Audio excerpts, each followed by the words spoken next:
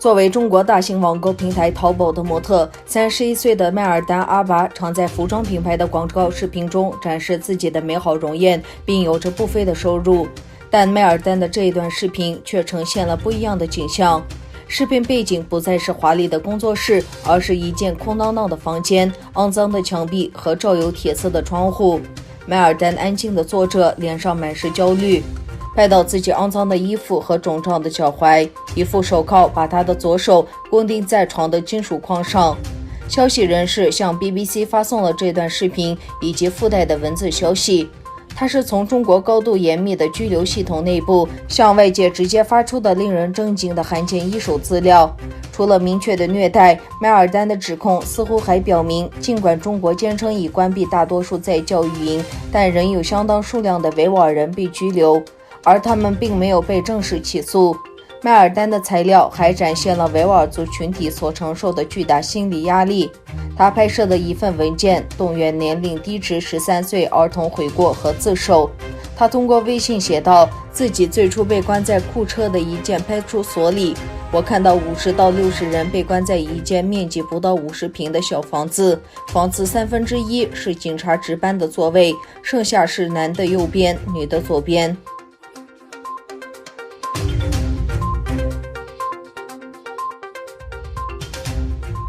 美国国务卿蓬佩奥督促美国公司提高对东突厥散侵犯人权行为的认识，并重新考虑与该地区的贸易。蓬佩奥在8月2日对美国福克斯电视台表示，包括一些知名品牌在内的美国公司参与了新疆建设生产兵团的棉花生产。他强调，中共对东突厥散的维吾尔人等群体持续采取的镇压活动，大规模任意拘押、侵入性监控、强迫劳动、强制性人口控制。他说，在吸引美国公司关注该地区的事件的同时，美国著名品牌应该更加意识到他们在这种情况下将面临的困难。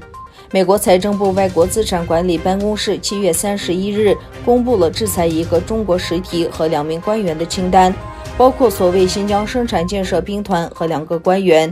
这3个制裁对象都跟东突厥散发生的严重践踏少数民族人权的事件有关联。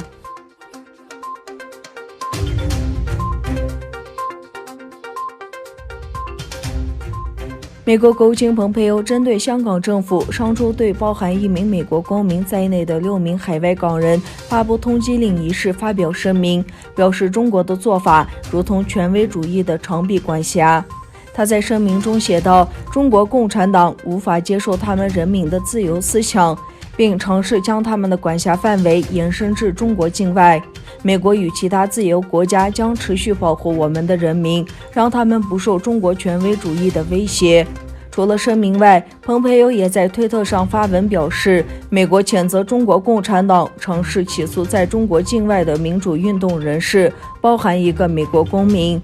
蓬佩奥还督促美国财政部对涉嫌东突厥散侵犯人权的中国官员实施制裁。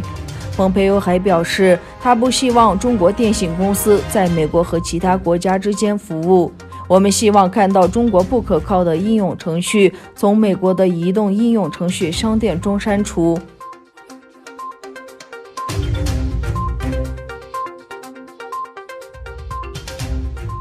继武汉病毒之后，中国传出有人感染新布尼亚病毒，已知有7人死亡。中国多个省市近期陆续传出新布尼亚病毒感染病例，目前江苏、浙江、安徽都有民众感染这种病毒。据了解，江苏省人民医院已陆续接诊73位感染新布尼亚病毒的患者，安徽省已知有23人感染，截至目前已知有7人死亡。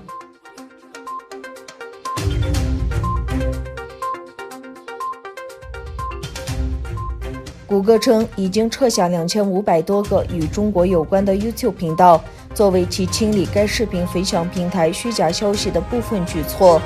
谷歌表示，这些频道在4月到6月期间被移除，作为持续调查中国相关协作影响力行动的部分举措。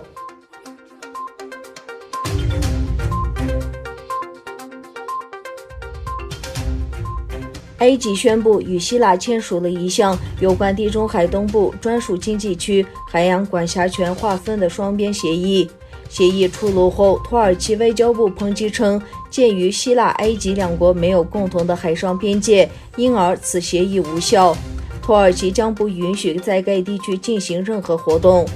土耳其外交部也指出，希腊、埃及两国商议的所谓划界区域位于土耳其的大陆架上。此前，土耳其已经向联合国报告过该大陆架的归属问题。